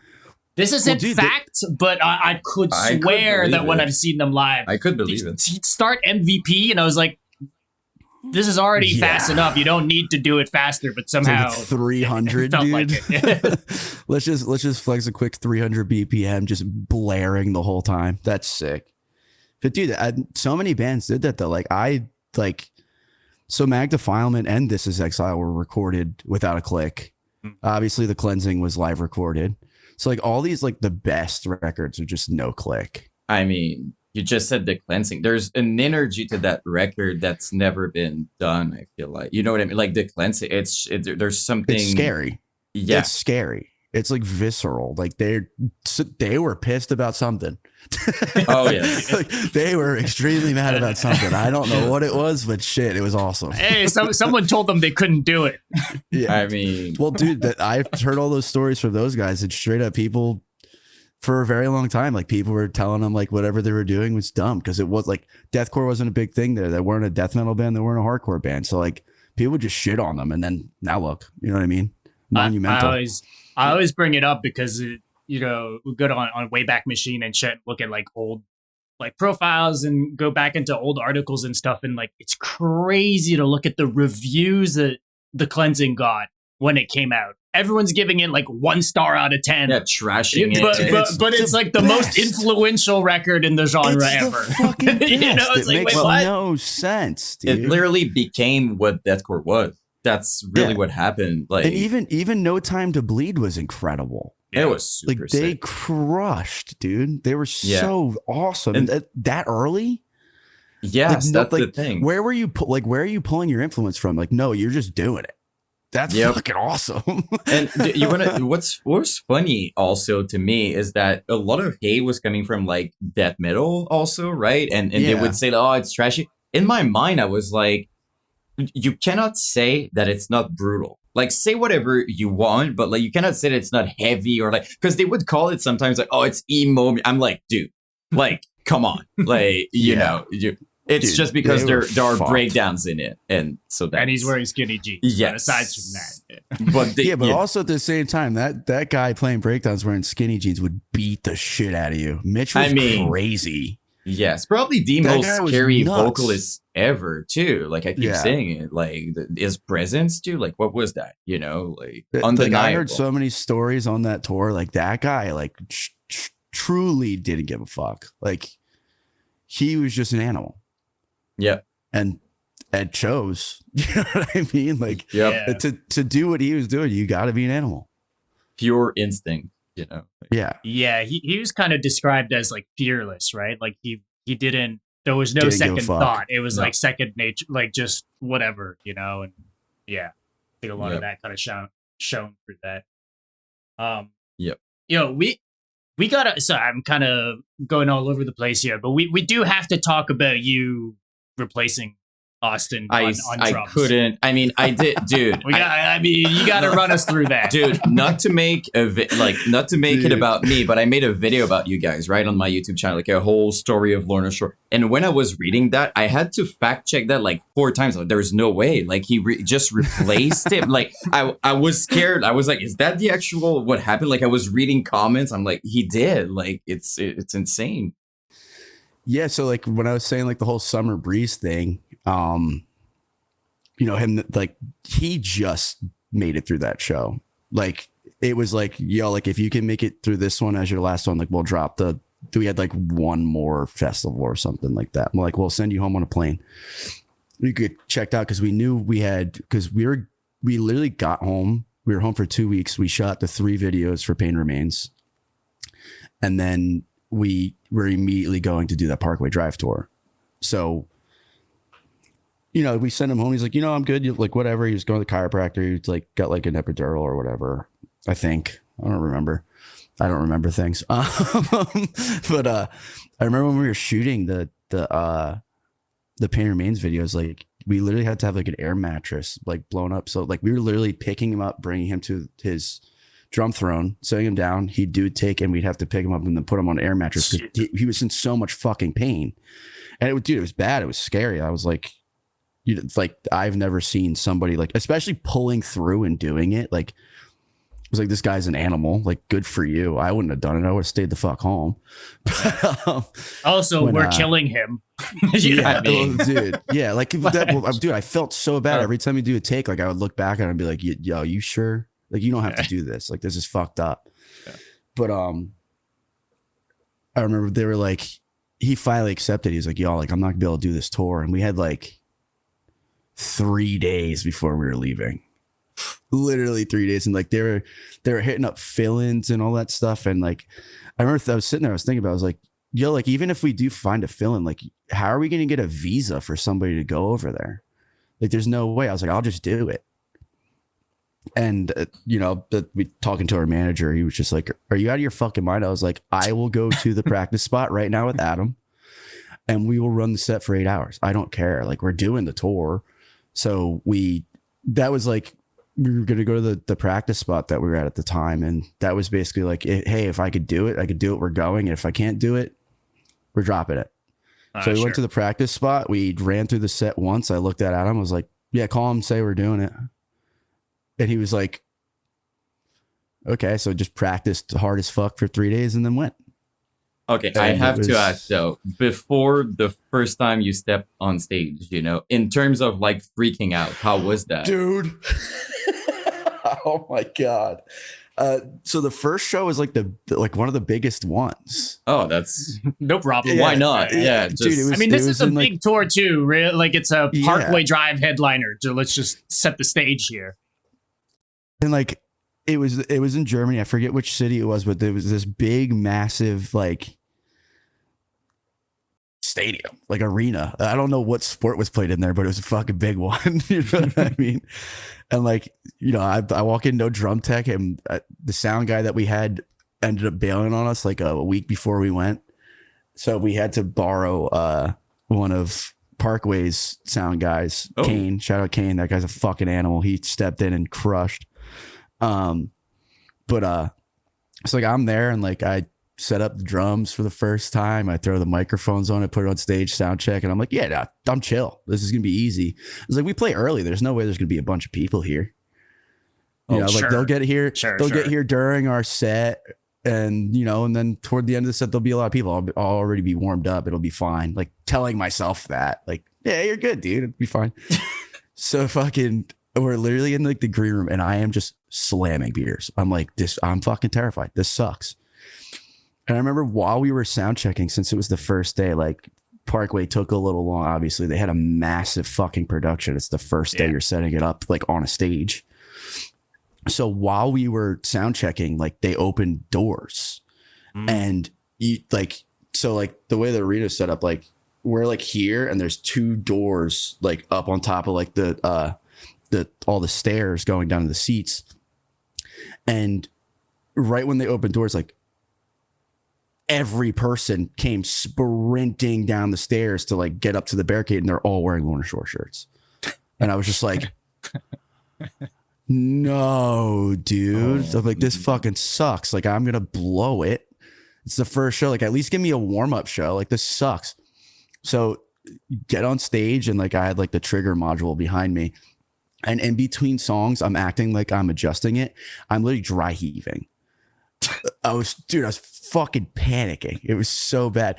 And to be fair, like the first couple shows I played okay, but we didn't even announce that I was playing drums on that tour until like the 4th show, because we didn't want anybody to know.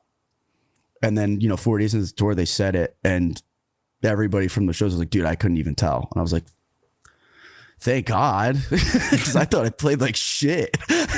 Dude, I cannot even imagine in your head, because like you cannot, we were joking about being locked in, right? If there's one freaking position in the band that you cannot by any means like screw anything, like it needs to be perfect. I mean, yeah, especially in like a extreme metal band, like I if the mean, drummer fucks up, like it's very noticeable.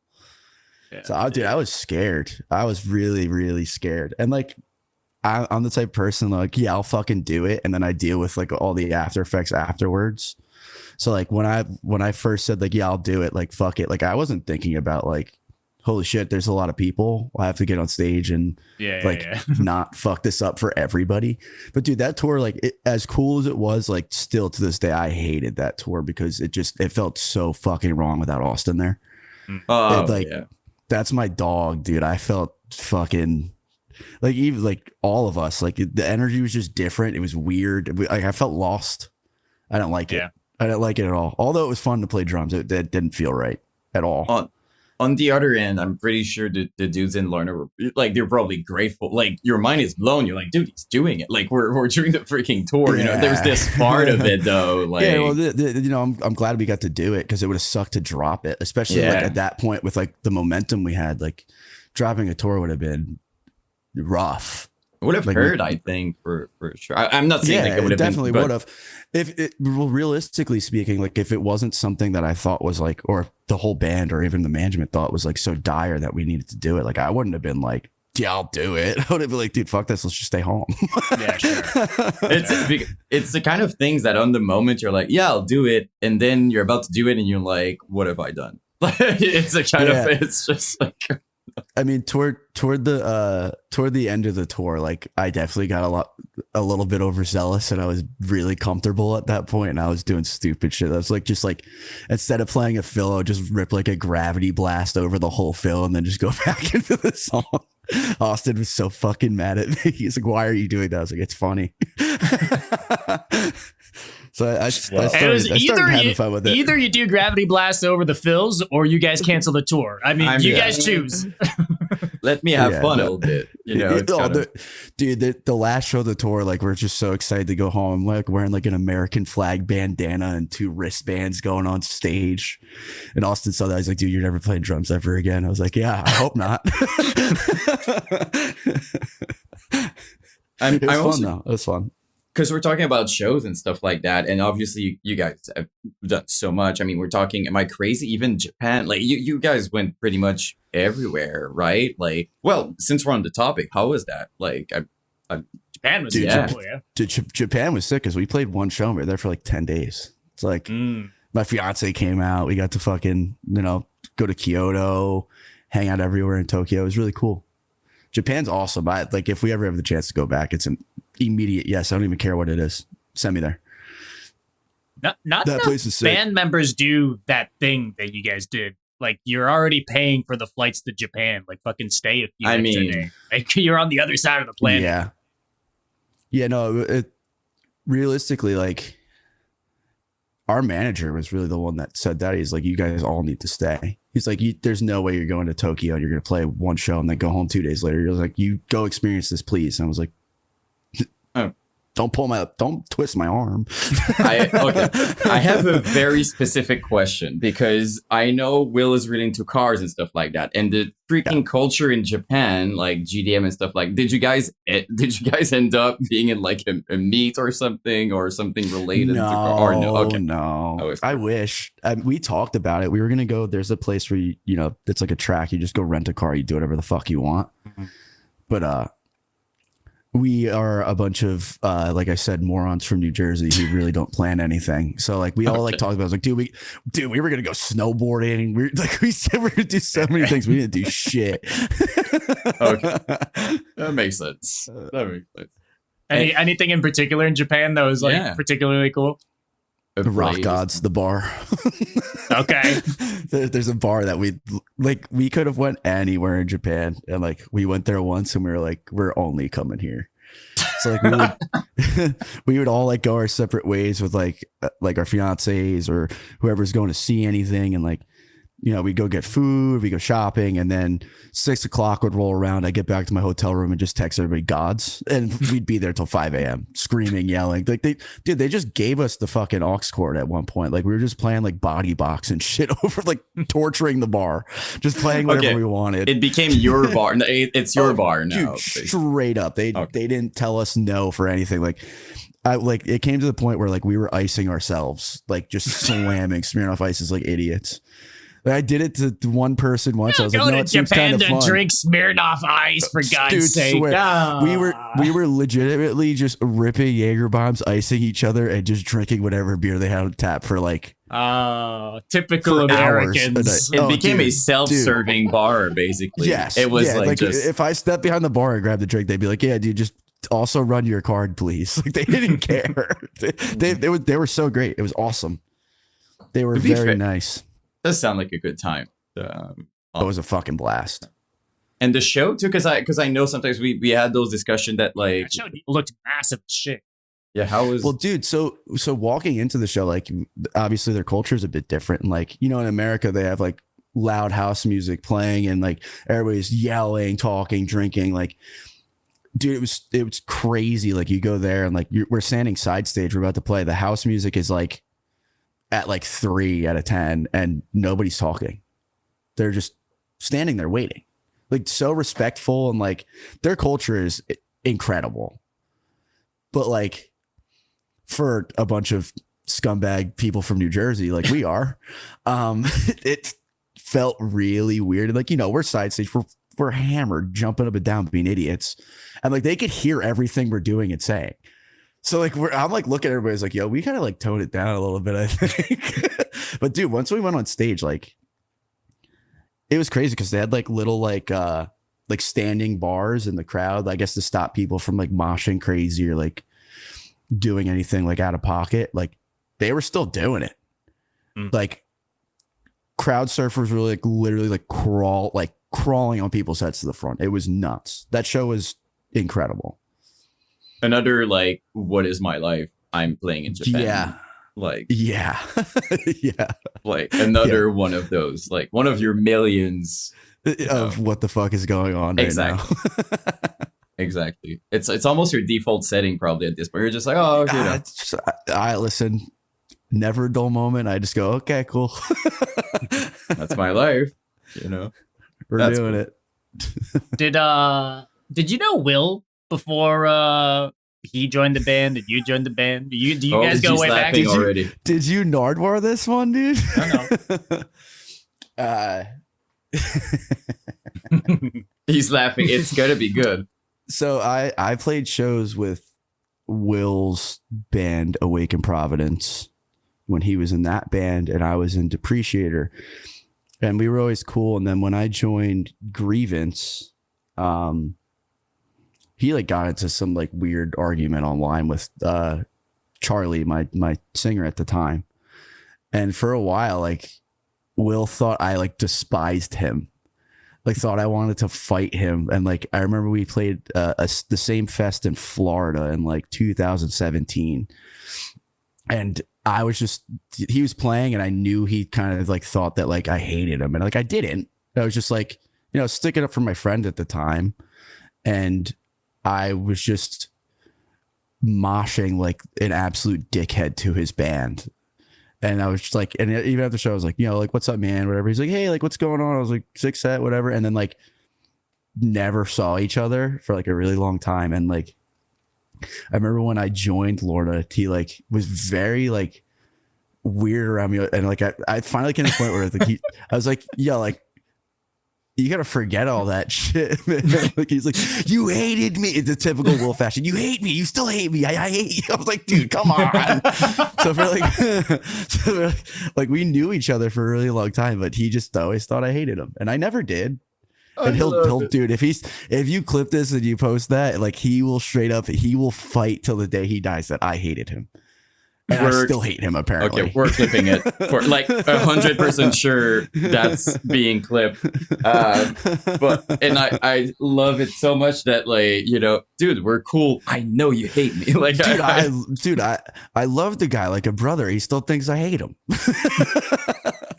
That's amazing. I know it's one of his long going bits, and he's never gonna drop it, and that's fine because I wouldn't either. But like. Stop. Would it be fair to say that I'm guessing you guys have a lot of those bits that you won't drop, like within the like store, like, you know, little stories and pieces. Dude, so New Jersey, I feel like New Jersey is one of the only places like when you're being mean or like insulting somebody or like fucking with somebody, that means you love them.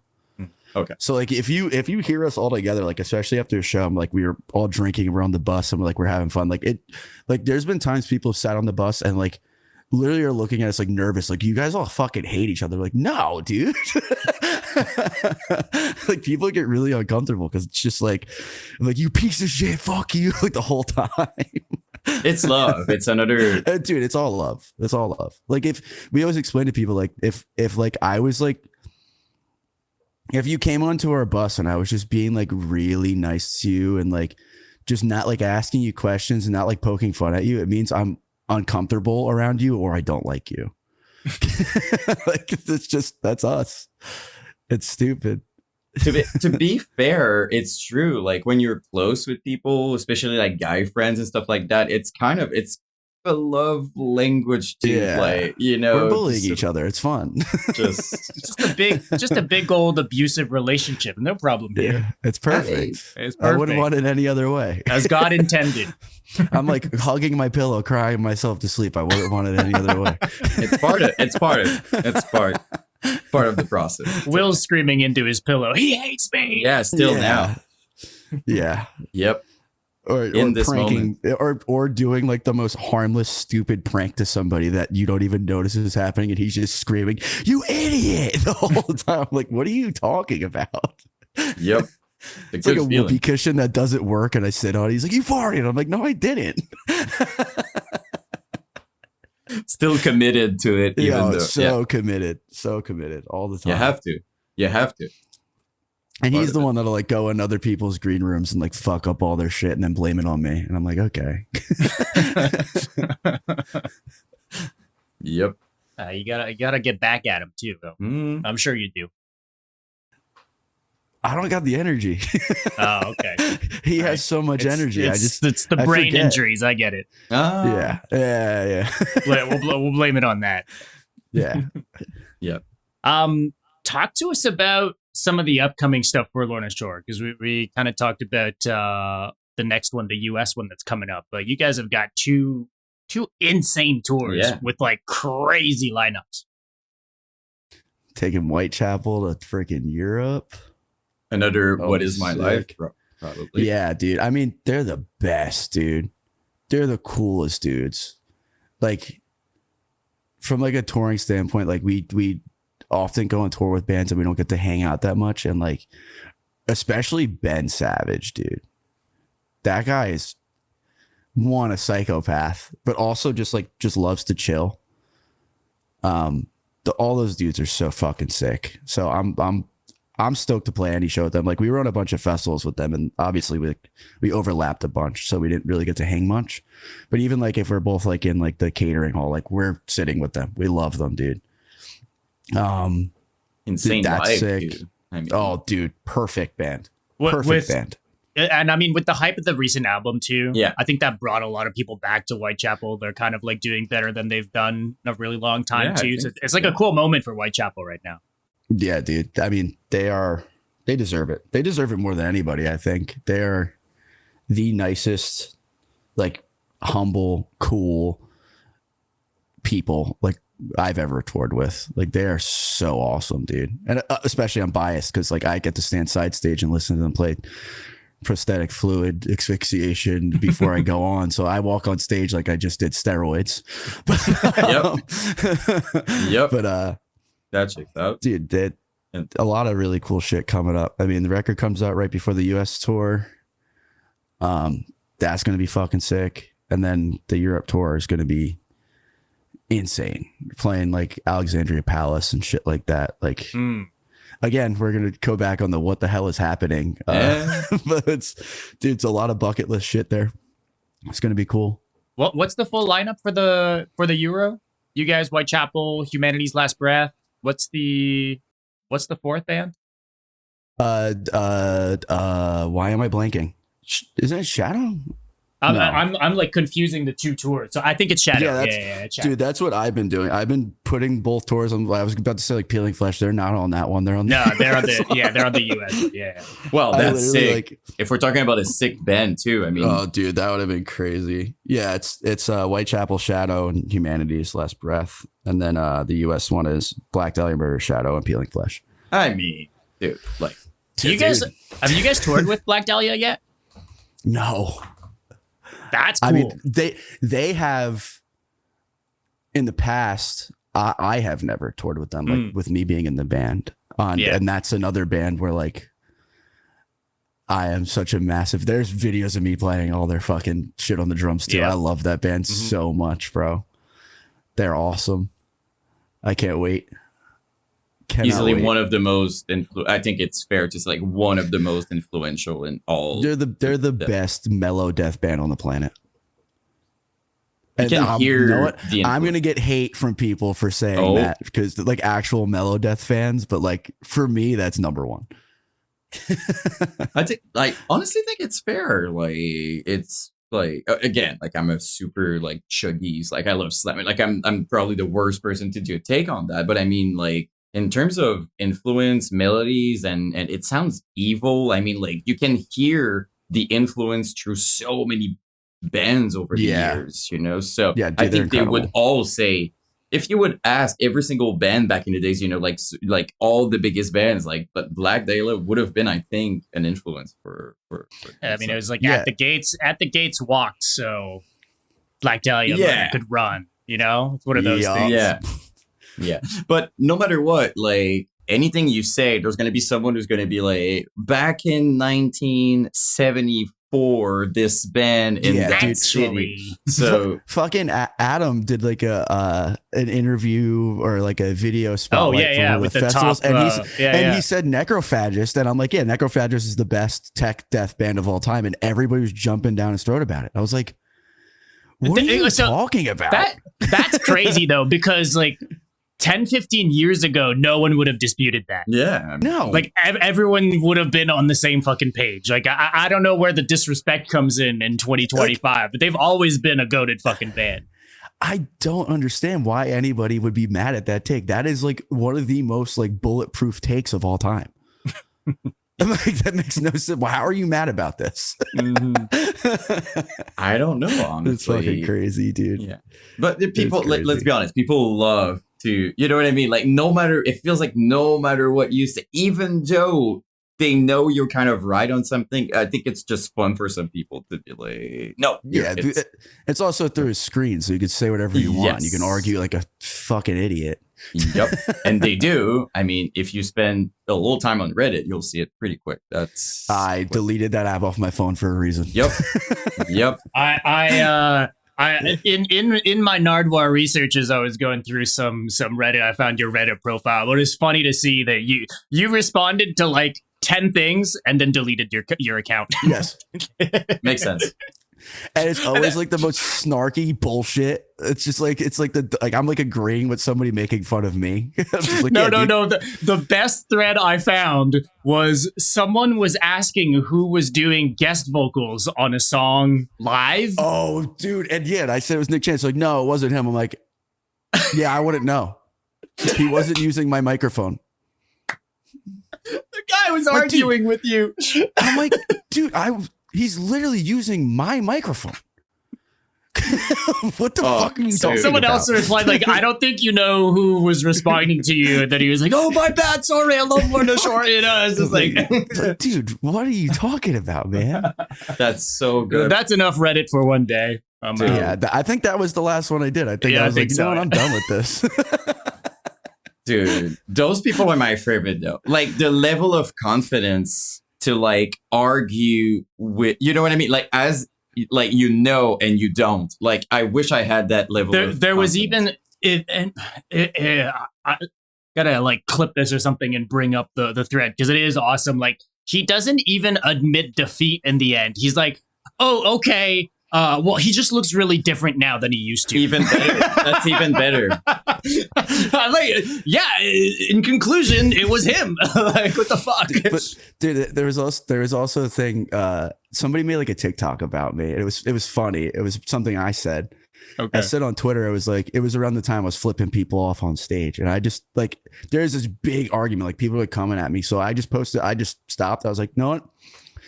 I just posted. I was like, I went to a Lorna Shore show, and all I got was flipped off by the bassist, and people like didn't realize it was me, and they were sharing it and like arguing with me about me. Oh, and like I just kept acting like I was just like a random person. Like there's this big thing. People were so fucking mad, and I was just like, if you just like took a second to just like really just look into something before you were angry about it, like you'd be a lot happier. Like you would have laughed. We gotta love the internet, man. Dude, it's so dumb. No, but that's to prove that people are going to argue about anything. I remember doing a video about Float Face Down, and I talked to one of the guys. Like, he told me the story of the band, and people in the comments were like, that's not what happened. I don't remember his name. It was No, you were... it's Rich. I might... With Rich. Rich, right? Rich Campbell, yeah. Rich. And, like, I swear, someone in the comments is like, that's not what happened. I'm like, I talked with them. Like, they told me their story as a band, so I'm like, really, like seriously, and then sometimes the person in the band is like, no, that's accurate, that's it, and then they're like, oh, okay, and like you said, they don't admit they're like, well, it's, you know, I was thinking of another context. Yeah, exactly. It's my favorite beat. It's perfect. I'm still right, but just in a different situation. Exactly. I'm not wrong. People are pulling out in another dimension. My take was correct. Exactly. Yeah. In another life, I would have been right. I'm the complete opposite. When I'm wrong about something, I'm the first one to be like, yeah, I'm an asshole. I'm sorry. Yeah, or just like my bad. Yeah, like, what's the fault. worst? Like, okay, I was wrong. Like, people are terrified of being wrong. I was wrong. That's about it. Or you could cares? just easily just delete whatever you just said. Yep. People really don't easy. seem to do that though. People surely don't. It's right there too. It's not a hidden button. It's right under your comment. You know, but And like, yeah, people are you might get a little clowned when that's like a person replying to you, and it says this reply was deleted. this comment has been deleted. You're wrong, dude. It's fine. It's okay. You got nothing to prove, dude. Like, what are you proving to people right now? But it's I know more than you. Yeah. I know, but it's, again, it's about not being wrong, and that concept I'm never going to get. Who cares? I was wrong. Okay, cool. You know what I mean? Like, it ends there. Like, does nothing, you know what I mean? Oh my God. I lost the argument in a comment section. Oh no! Like, who cares? My life is over. Delete the internet. I failed. You know, some of these people lose actual sleep over, I'm sure. over this sort of stuff too. So I'm sure. Crazy, but hey, that's the internet in 2025. It is. Unfortunately, but Yeah. To be fair, sometimes the comment section is the best part. I cannot tell you the amount of times that I click on a video on Instagram and the comments are funnier than the actual video. The top comments always the funniest shit on the planet. And sometimes I feel bad even for laughing.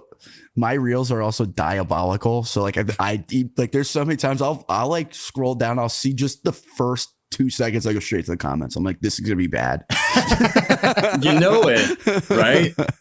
You know it. We do love a good car crash. We can't look away. I mean, dude, Twitter for like a really long time was just like beheading videos and shit. And I like stopped using it. Like I go on like maybe like once a week, but for like a year, I just didn't go back on because like I can't be like, this is insane. Like, this is fucked up. Why are people posting this shit? and why is it on my feed? That's also, right? Like, what did I do? That whole scheme, like, I'm not following anyone who fucking... It's super random. Shit, so why? It's so freaking weird. But dude, the Goblin. Shout out the Goblin. I love that guy. Dono Mokes. There's a guy on Instagram and he plays like an upright bass and he has a kazoo strapped to it and he climbs up things and just screams at the top of his lungs and plays the dude. It's incredible. I gotta send it to you guys. It's my favorite. It's my feels favorite like I would profile. Enjoy that. It's my favorite profile on Instagram. It's incredible. It's the one true shameless art that I follow. Like the full just exercise of absolute free will. Like it's unbelievable. While we're on the topic of weird Instagram thing, you have to see something. I don't know if you're following him. It's 2 guys and people are daring them to do stuff and they just do it. So like one time it was just like, go to Walmart and buy something you cannot buy. So they just take like a tile on the ceiling, they put a sticker on it and they buy it. And they do stuff like that. They slept in a Costco, I think, all night. They spend the night there and you see the security. I've seen that one. That one. It's like, those aren't my kind of, because it's not hurting anyone. It's just stupid. You know what I mean? Like, I follow one where they actually like, it's just like doing whatever my followers tell me to do day 36. It's like crashing my car. It's just them like rear-ending somebody. I'm like, dude, yes. For what? For 7,000 likes? Yes, exactly. I wish my bank account could permit such activities. Let's be real. But that's what I'm saying. Like, are you getting paid from this? I don't know. And like, sometimes I swear, you should see sometimes how it's just stupid and useless. Like one was just like, shave your head and then return the clipper saying it's not working. But like, so he's returning the clipper and the person's like, well, you're bald. And he films himself. Like, I don't know why I love it so much. I had the best bit I wanted to do because Nick Chance always shaves his head and he had hair left. He's like, I need a haircut. I was like, dude, what you should do is you should go to the bathroom on the airplane, shave your head, come out, give me the clippers. I'll go shave my head and we'll just keep handing it to the rest of our crew to go shave their heads. So I'll like half do it so it looks like the buzzer died. And when they come out and they're like, yo, who the fuck is shaving their head in the bathroom? You guys gotta stop. It's just a bunch of bald dudes staring at them like pointing at each other.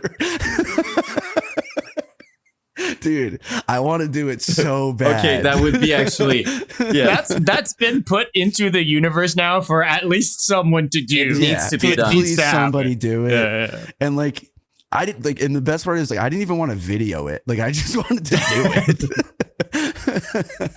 It's so good though. Like just a bunch of dudes with half shaved heads just on an airplane covered in hair. I'm kind of disappointed that I don't get to watch it like right now. I wish I could see that like right now. I'd take that reel on my feed right now. Oh yeah, it's like 100%. I love these. That would have been fucking awesome, dude. Free will. It would have been sick, dude. Thank you so much for doing this with us, man. This was fucking awesome. Thanks for having me. Flew by. Are we kidding? Yeah, we're almost hitting the 2 hours, my man. Oh, dude, crazy. My bad. Deathcore and yap. I mean, I'm just. Hey, you're the one who's got the brain injuries. The what? The brain injuries. Maybe. Probably. stuff that I don't remember. I mean, I was skateboarding for 6 years, so it's very possible that I broke it. Yeah. Oof. But no, dude, thank you for again, dude. I know you've been grinding and will be grinding, so I'm happy we got the time to do this. And look, I'm gonna put it out there, but I would love to have you back. That would be cool, to reinvite you. Because this was awesome, man. I had a blast. So I'm so in. Just hit me up and we'll figure something out. It'll be sick. Perfect. Yeah, you're gonna have to come back. Like y'all aren't stopping any second now, so we'll have more to talk about. I'll be fucking streaming RuneScape on here next time.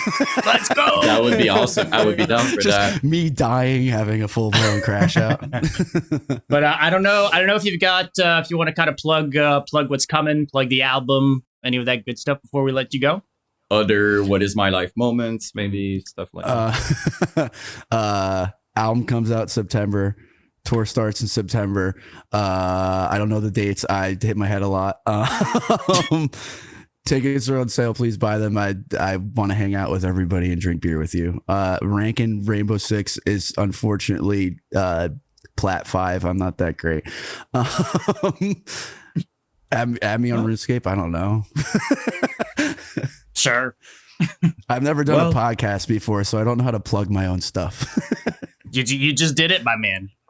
As simple as that. Who knows? We're talking now. Maybe in the future, going to be streaming RuneScape. Maybe that's going to be a new thing that you do. Who knows? I would like to start streaming. That would be cool. People will be there for it, I'm sure. I honestly look. I'll just say it. We could test it here if you want. Yeah. Nah, you don't gotta do that. That's crazy. Yeah, we'll interview you and we'll talk while you play RuneScape. Yep. I think it'd be done. I'm not even lying. You know I'm down for that. You know I'm down for that.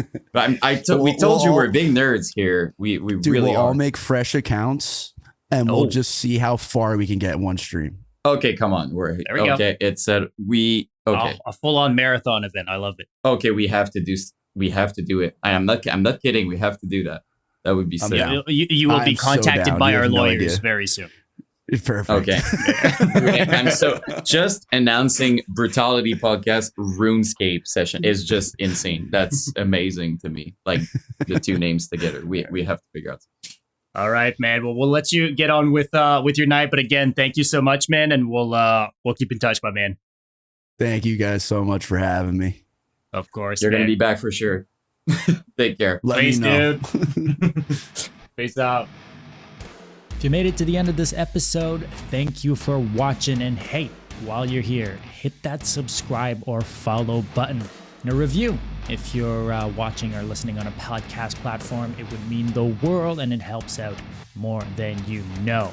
A big thank you as well to all of our supporters over on Patreon and on Twitch.